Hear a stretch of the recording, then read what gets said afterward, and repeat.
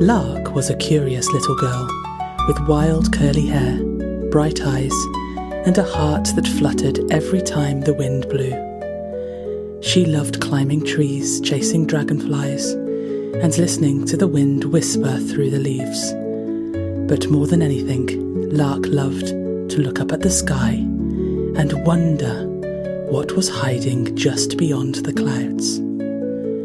One evening, as the sun melted into orange and pink, Lark spotted something strange near the tallest oak tree at the edge of her garden. A silver ladder. It wasn't leaning on anything, it was just standing there, tall and still, stretching far, far up into the sky, so high that the top disappeared into the clouds. Lark blinked. "That's odd," she whispered. But the ladder sparkled gently in the fading light, and something about it felt welcoming.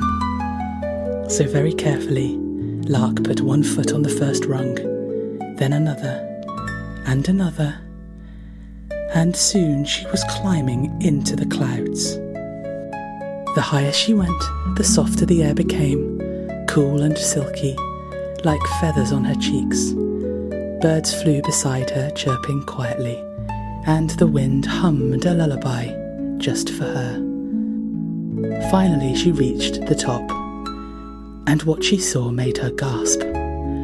Floating above the clouds was a garden, a sky garden suspended in the air like a dream. It was filled with giant glowing flowers, trees with silver bark and rainbow leaves, and vines that twinkled like stars. The air smelled like honey and stardust. And in the middle of it all was a little house made of moonlight and driftwood. A tiny voice called out, "Welcome, Lark." A creature no taller than her elbow fluttered towards her. It had wings like dragonflies and eyes like marbles. "I'm Pip," the creature said, bowing. "I've been waiting for someone brave enough to climb the sky ladder." Lark smiled shyly. "Is this real?"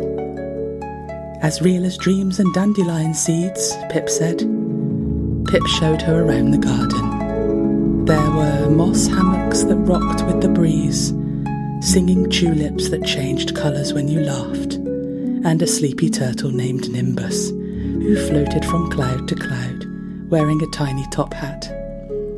Lark helped Pip water the glowing vines with moon dewdrops, fed biscuits to a yawning sky fox, and danced on a lily pad that hummed a soft tune under her feet. But the most magical thing of all was the wishing tree. It stood tall in the very centre of the garden, with soft golden leaves that shimmered like candlelight.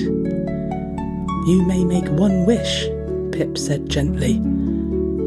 "Only it must come from your truest heart."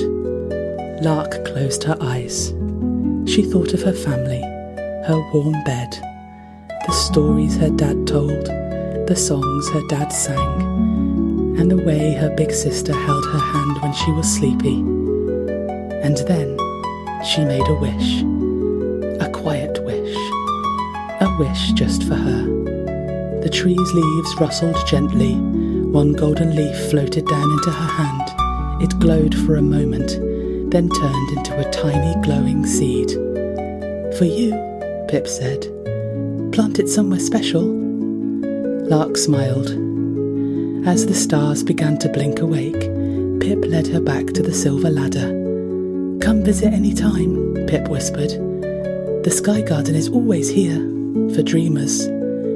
Lark climbed down slowly, the glowing seed tucked safely in her pocket. By the time her feet touched the ground again, the silver ladder had vanished. But the sky shimmered with stardust, and the wind carried a faint giggle from above.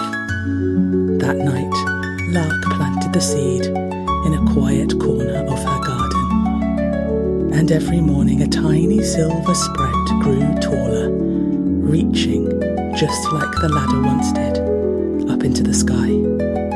And from that night on, whenever Lark looked up at the clouds, she smiled, because she knew there was a garden waiting in the sky, just beyond the clouds. And now, dear listener, it's time to close your eyes.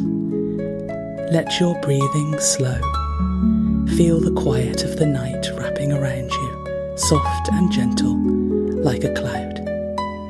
Sleep tight. Good night.